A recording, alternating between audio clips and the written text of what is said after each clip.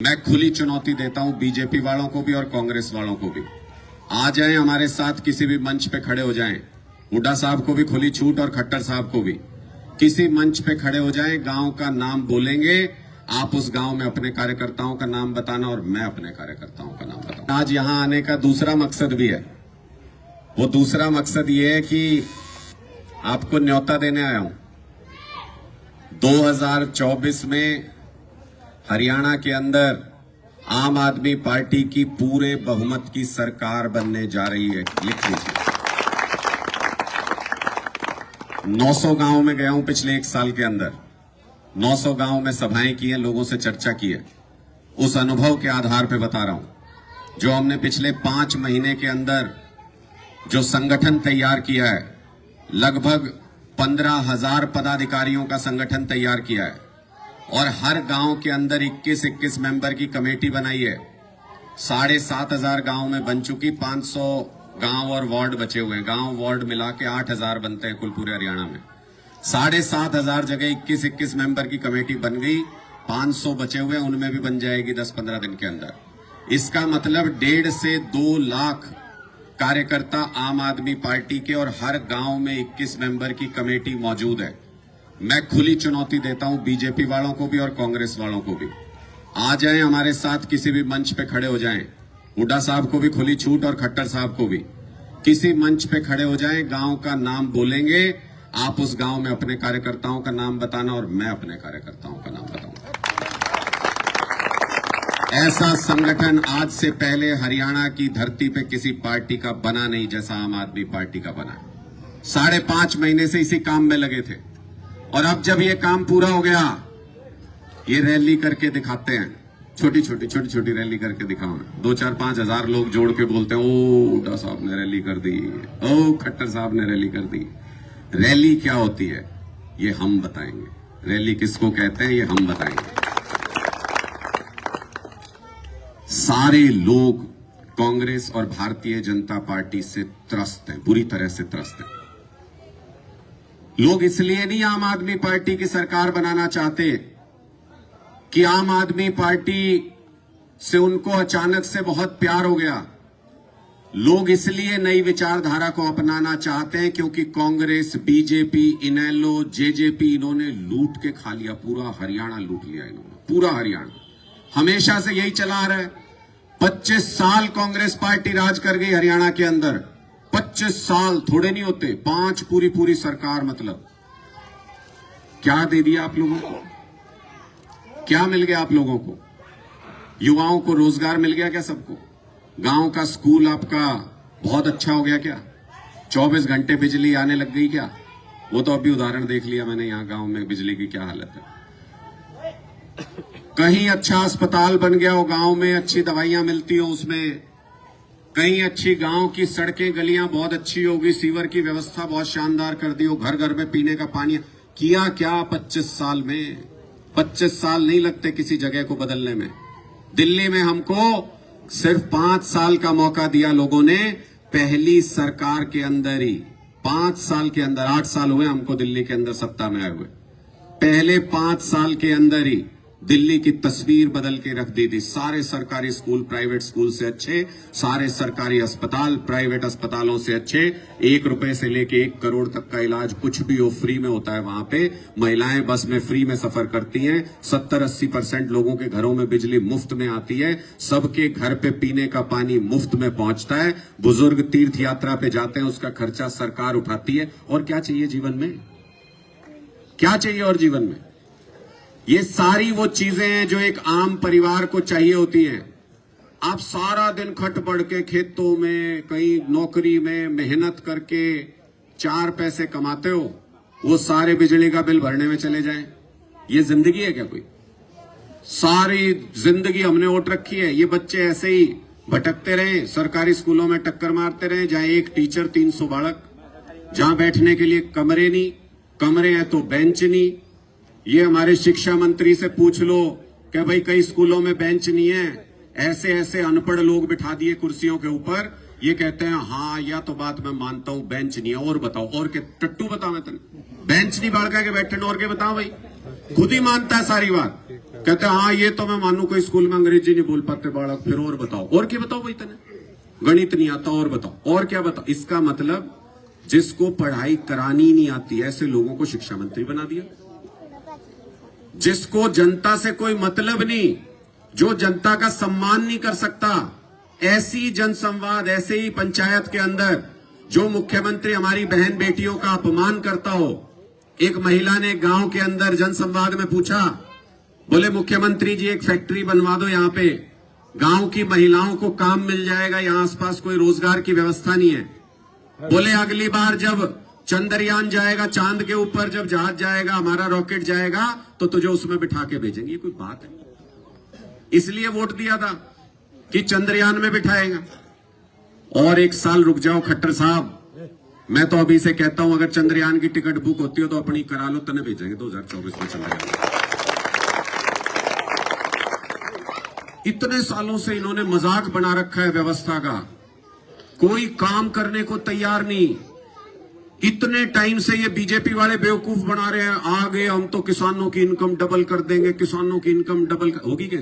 होगी आप लोगों की डबल होगी? जीरी बिके के बिके बैठे हैं सारे हैं? क्यों जी? क्योंकि इस टाइम किसान को धान बेचना है, इस टाइम अपनी जीरी बेचनी है। इसलिए वो केंद्र में बैठे हुए मोदी जी, उन्होंने कहा कि $1200 के ऊपर ही विदेश में बेच सकते हैं भाई, उससे पहले विदेश नहीं बेच सकते। तो $1200 रेट लगता नहीं इंटरनेशनल, इसका मतलब हमारी जीरी बाहर जावे ही नहीं। अगर ये व्यापारी बाहर बेच नहीं सकते तो आपसे खरीदे ही नहीं, तो आपकी जीरी पड़ी है मंडियों में।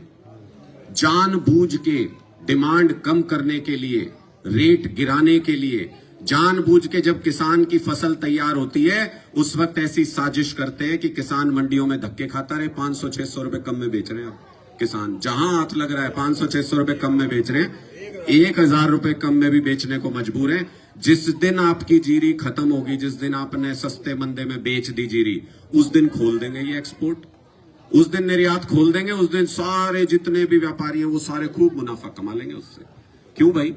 किसान ही मिला बेवकूफ बनाने को। क्यों किया किसानों के साथ? बीजेपी किसानों की अकड़ तोड़ना चाहती है, स्वाभिमान तोड़ना चाहती है, उनकी ताकत खत्म करना चाहती है। क्योंकि मोदी जी ने देख लिया कि जिस दिन किसान सड़क पे बैठा उस दिन घुटनों पे आना पड़ा इस मोदी को भी, जो अपने आप को तानाशाह कहता है, घुटनों पे आ गए उस दिन। इनको बात माननी पड़ी किसान की। उस दिन इनको समझ में आ गया कि जब तक किसान का स्वाभिमान जिंदा है, जब तक किसान के अंदर आर्थिक शक्ति है, जब तक उसका घर चल रहा है, उसके घर का खाना पीना चल रहा है, तब तक इनके ऊपर तानाशाही नहीं कर सकते। ये डंडा उठा के खड़े हो जाएंगे अगर इनके खिलाफ कोई कानून बनाओगे तो। इसलिए उन्होंने सोचा कि इनको आर्थिक रूप से तोड़ो, किसानों को बर्बाद करो। किसानों को बर्बाद कर दोगे तो कोई आवाज उठाने वाला है ही नहीं, और आवाज उठाने वाला कोई नहीं होगा तो फिर जो मर्जी कानून बनाओ। अंग्रेज यही तो करते थे, तो जो मर्जी कानून बनाओ, सबको गुलाम बना लो। वो दिन लाना चाहते हैं ये हिंदुस्तान के अंदर, लेकिन इनको ये नहीं पता कि ये शहीद भगत सिंह का देश है। हंसते हंसते जिसने फांसी का फंदा चूम लिया, ये उसका देश है। जो गलती हो गई पहले हो गई। 250 साल लगे थे गुलामी से बाहर आने में। मैं इसलिए ये सारी बातें आपको बता रहा हूं कि आप समय से चेत जाओ। 250 साल लगे थे हमको गुलामी से बाहर आने में, और कब आए गुलामी से बाहर? जब शहीद भगत सिंह, बाबा साहब अंबेडकर, गांधी जी, सुभाष चंद्र बोस, ये सारे क्रांतिकारी स्वतंत्रता सेनानी एक साथ खड़े हो गए तो हमको आजादी मिल गई। लेकिन उससे पहले 250 साल की गुलामी थी, याद रखना। अब देश को आजाद हुए 75-76 साल हो गए। 75 साल तक किसी ने आपको बिजली देने की बात नहीं की, मुफ्त बिजली देने की तो भूल ही जाओ। किसी ने आपके घर पानी पहुंचाने की बात नहीं की, स्कूल अच्छे करने की बात नहीं की, अस्पताल अच्छे बनाने की बात नहीं की। एक शख्स 75 साल के बाद ऐसा खड़ा हुआ है, अरविंद केजरीवाल, जो अपने सिर पे लाठी खाने को भी तैयार है, गोली खाने को भी तैयार है, जेल जाने को भी तैयार है। अपने लिए नहीं, सिर्फ इसलिए कि आपके बच्चों को अच्छे स्कूल, अच्छे अस्पताल मिल जाएं। अरविंद केजरीवाल को क्या मिल रहा है? वो तो पहले भी बड़े अफसर थे, लाखों रुपए तनख्वाह थी। हम भी अच्छी भली पत्रकारिता करते थे, लाखों रुपए तनख्वाह थी। हमें क्या जरूरत थी यहां आने की? अपने लिए नहीं आए ये सारे लोग। जो आम आदमी पार्टी से जितने क्रांतिकारी साथी जुड़े हैं, वो सारे के सारे अपनी जान दांव पे लगा के, अपना सब कुछ दांव पे लगा के इसलिए आए हैं क्योंकि हम हरियाणा के बच्चों का अच्छा भविष्य देखना चाहते हैं, आपके बच्चों का अच्छा भविष्य देखना चाहते हैं। ये बहुत सारे लोग कांग्रेस बीजेपी ये वाला खेल चलता है अपने यहां। ना कांग्रेस ने 25 साल में कुछ दिया और 10 साल होने को आगे बीजेपी ने। इसने आपको क्या दिया? यो कदे प्रॉपर्टी आईडी के नाम पे चक्कर काटे जाओ डीसी ऑफिस में, कभी पेंशन काट देते हैं किसी की, कभी किसी का राशन कार्ड काट देते हैं। ये सबके हाथ में कागज पकड़ा दिए कि भाई लगे रहो लाइन में, अपने काम यहां ठीक कराते रहो और हम सरकार चलाते रहेंगे। सरकार का मकसद ये नहीं होता। जब आप किसी को वोट देते हो तो उसका मतलब होता है कि आपने उसके सिर पे कर्जा चढ़ा दिया। आम आदमी पार्टी तो कम से कम ऐसा ही मानती है। और 5 साल पसीना बहाते हैं हम लोग, वो कर्जा उतर जाए किसी तरीके से, कर्जा उतर जाए किसी तरीके से। और जब 5 साल बाद हमको लगता है कि थोड़ा बहुत कर्जा आपका उतार पाए, जब कर्जा उतर जाता है तो क्या होता है? स्वाभिमान से सीना चौड़ा होता है आदमी का। हाथ जोड़ के 5 साल बाद आपके पास आते हैं। पहली ऐसी सरकार और पहली ऐसी पार्टी है पूरे हिंदुस्तान के अंदर जो हाथ जोड़ के 5 साल बाद आपके पास आती है और ये कहती है कि अगर काम किया हो तो वोट देना, वरना वोट मत देना। और कोई पार्टी हो तो बता दो, और कोई पार्टी ऐसी हो तो बता दो। और आज खुली छुट्टी देके जा रहा हूं, यहां और भी पार्टियों के लोग आएंगे, इसी जगह पे आएंगे, कांग्रेस हो, बीजेपी हो, इनेलो चाहे जेजेपी हो, खुली छुट्टी यहां खड़े करके किसी से ये बात बुलवा देना कि हमने काम किया हो तो वोट देना, वरना वोट मत देना। नहीं बोलेंगे, कुछ भी कह लेना, आप नहीं बोलेंगे। क्यों? क्योंकि जिस दिन यहां बोल के चले गए उस दिन ये पक्का हो जाएगा कि गांव में से एक भी वोट नहीं मिलेगा। काम तो किया ही नहीं, काम तो किया नहीं। इसलिए क्या समझाएंगे आपको? इसलिए वही समझाएंगे जो आजकल हुड्डा साहब ड्रामा रच रहे हैं, वही समझाएंगे आपको। क्या कहते हैं हुड्डा साहब? हुड्डा साहब कहते हैं भाई ब्राह्मण डिप्टी सीएम बना दो। फिर किसी ने पूछ लिया, बोला जी ब्राह्मण ने बना दोगे? बोला दलित भी बना दूंगा। ठीक है भाई, दलित भी बना दोगे? बोले जी ओबीसी भी बना दूंगा। अरे हुड्डा साहब 36 जात है, किस किस को सीएम बनाओगे, किस किस को डिप्टी सीएम बनाओगे? काम क्या किया वो क्यों नहीं बताते? 10 साल मुख्यमंत्री थे, काम क्या किया वो क्यों नहीं बताते? मैं बताता हूं क्यों हुड्डा साहब आजकल ये जात की जुबान बोल रहे हैं। जाति और धर्म की बात इसलिए कर रहे हैं क्योंकि हुड्डा साहब के दिमाग में एक फितूर बैठ गया। हुड्डा साहब के दिमाग में एक फितूर, एक गलत फहमी ये पैदा हो गई कि भाई सिर्फ जाट वोट दे रहे हैं मेरे को, बाकी जाति वोट नहीं देती। तो बाकी जातियों का वोट कैसे ले? तो बोले भाई सबको डिप्टी सीएम बना दूंगा, डिप्टी सीएम बना दूंगा, डिप्टी सीएम। हुड्डा साहब पहले अपने मन से, दिमाग से गलत फहमी निकाल दो, और नहीं निकालोगे तो 2024 में लोग निकाल देंगे। जाट भी वोट नहीं दे रहे आपको इस बार। इस चक्कर में मत रहना। लोगों को सबसे पहले अपना घर, अपने बच्चे, अपनी मूलभूत सुविधाएं देखनी है। बाकी जातियां तो आपको वोट वैसे नहीं देती, जाट भी नहीं दे रहे। और जाट और बाकी कोई भी जाति ये तो छोड़ दो, आप इंसान वोट नहीं दे रहे इस बार आपको। कोई इंसान वोट नहीं दे रहा आपको क्योंकि आप उनको इंसानी सुविधाएं नहीं देते।